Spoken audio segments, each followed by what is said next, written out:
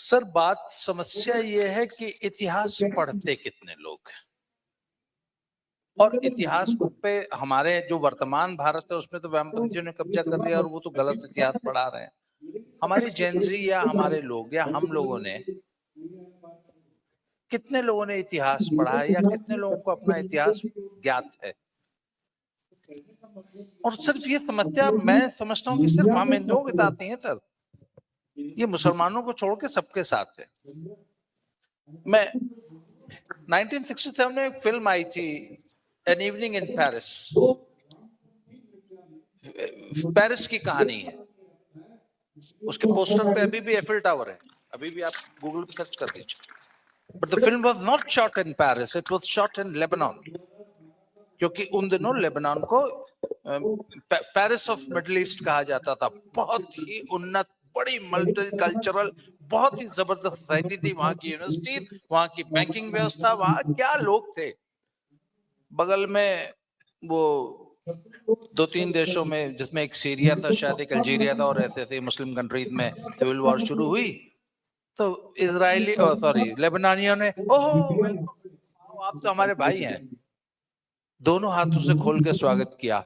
और ज्यादा नहीं, मुश्किल से कोई 25-50 हजार ये शरणार्थी भर लिए थे। विद इन 3 years उन्हीं शरणार्थियों ने पूरे लेबनान की पूरी क्रिश्चियन कम्युनिटी को खत्म कर दिया। एक बच्ची थी जो उस समय 10 साल की थी, उसका नाम है ब्रिजिट गैब्रियल। आजकल वो अमेरिका में रहती हैं, she is an American citizen. उन्होंने लेबनान की कहानी पूरी दुनिया को वो घूम घूम के सुनाती हैं कि किस तरीके से मात्र 25-50 हजार मुस्लिम शरणार्थियों ने पूरे लेबनान को एकदम, हिंदुस्तान में जो भी क्या कत्लेआम हुए होंगे जो लेबनान में हुआ, पर उससे वेस्ट ने सीखा क्या?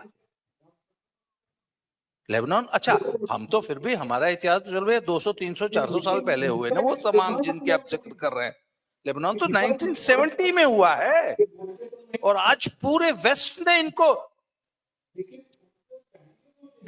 दोनों हाथों से ऐसे खोल के स्वागत किया। और आज क्या है, आज वो कौन ममदानी, क्या नाम है, आज उसको न्यूयॉर्क ने अपना मेयर नियुक्त किया है। हिंदुस्तान में तो साहब फिर भी बहुत गनीमत है हमारा सोशल मीडिया। मैं बाकी मीडिया को नहीं जानता हूं, मैं अपने एजुकेशन सिस्टम को नहीं जानता, मैं अपने हिस्ट्री बुक्स को नहीं जानता, पर पिछले 10 सालों में सोशल मीडिया ने वो काम किया है कि आज भारत का बच्चा बच्चा कम से कम इतना तो जान गया है कि कौन जहरीला है, किससे बच के रहने की जरूरत है। हालांकि अभी बहुत काम किया जाना बाकी है सोशल मीडिया पे।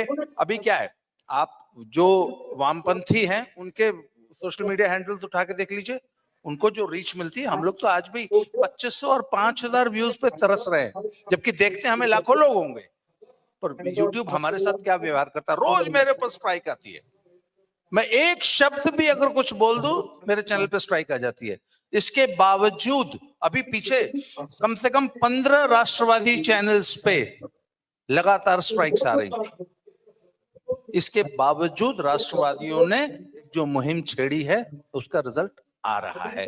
हमारी जो जेनजी है वो कुछ समझ रही है। अमेरिकन और यूरोपियन जेनजी का तो इतना बुरा हाल है कि वो तो पूरी तरह बर्बाद हो चुके हैं, उनको तो बेसिक भी नहीं पता।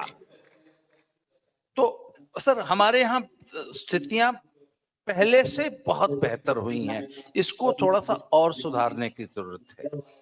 और मैं बताऊं, भाई साहब अनुपम जी ने बहुत अच्छी बात कही।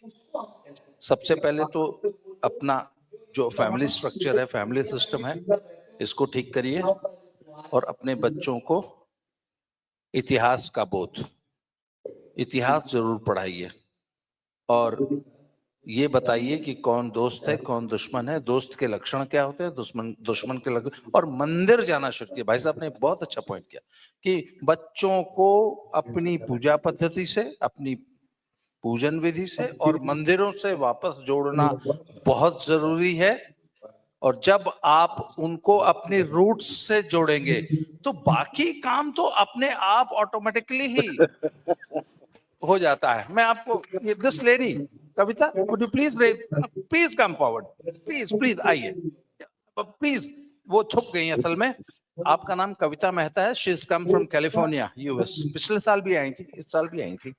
उनको लगा कि मेरे बच्चे रूट्स से कट रहे हैं, इनको खुद को हिंदी नहीं आती थी। देन शी लर्नड हिंदी, फिर इन्होंने अपने बच्चों को हिंदी सिखाई।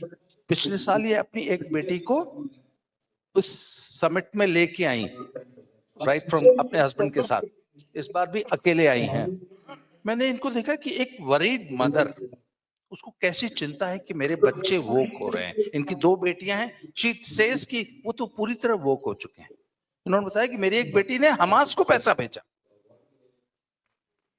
एक कट्टर हिंदू सनातनी की बेटी जो कि एक सनातनी परिवार में रहती है, उसने हमास को पैसा भेजा। जैसे ही इनको पता लगा, इन्होंने अपने हस्बैंड को बोला कि लाओ उसका सामान वामान लेके वापस लाओ, नहीं रखना हॉस्टल में, अकेली नहीं रहेगी, मेरे साथ रहेगी।